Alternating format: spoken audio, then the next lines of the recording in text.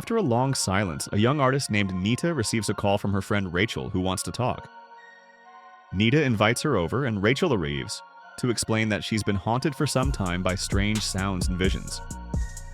Nita doesn't know how to help her friend, but before long she herself begins to hear and see something she can't explain. We're Not Safe Here opens with one of the most typical setups in supernatural horror. A carrier of evil shows up at the protagonist's home, tells them about a curse that has befallen them, and in doing so passes it on, triggering the main story. That's how Rob Savage's The Boogeyman begins. Similar springs are wound in Smile, It Follows, and Vicious.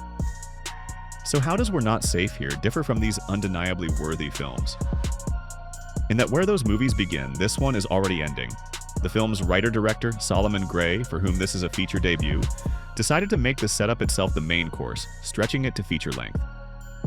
The action of We're Not Safe Here unfolds over the course of a single evening. Rachel tells her story, and then the two women start being afraid together. It's a very ambitious task, but surprisingly not an impossible one.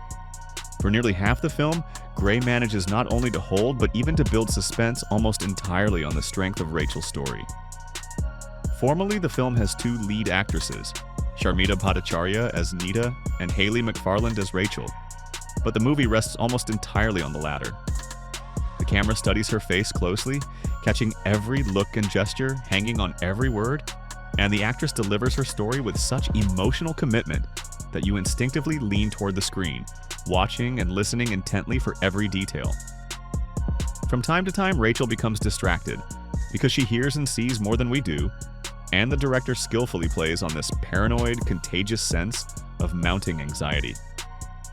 But alas, nothing in this world can be stretched indefinitely, not even Mexican telenovelas.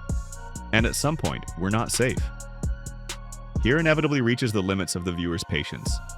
Exactly where that breaking point lies will vary, but the spell finally dissipates in the third act, when Nita becomes the active protagonist. Bhattacharya lacks the expressiveness and electric presence of her screen partner, and following her performance is far less engaging. By then, the filmmakers shift toward action, trying to scare not just through words but through events, yet it becomes harder and harder to sustain interest. Even with the occasional jump scare punctuated by loud orchestral stings, especially since nothing particularly suspenseful, let alone innovative, is actually happening on screen. It's easy to see why this happens. Contemporary horror filmmakers are actively experimenting with form, searching for new ways to tell stories and affect audiences, and in that sense, Solomon Gray had every right to try.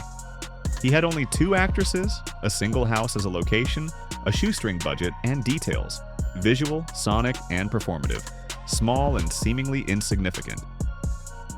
As a filmmaker, Gray skillfully assembles these fragments into the feeling of a huge dark cloud hanging over the heroines, a thick, oppressive threat. Yet this is precisely where the experiment breaks down.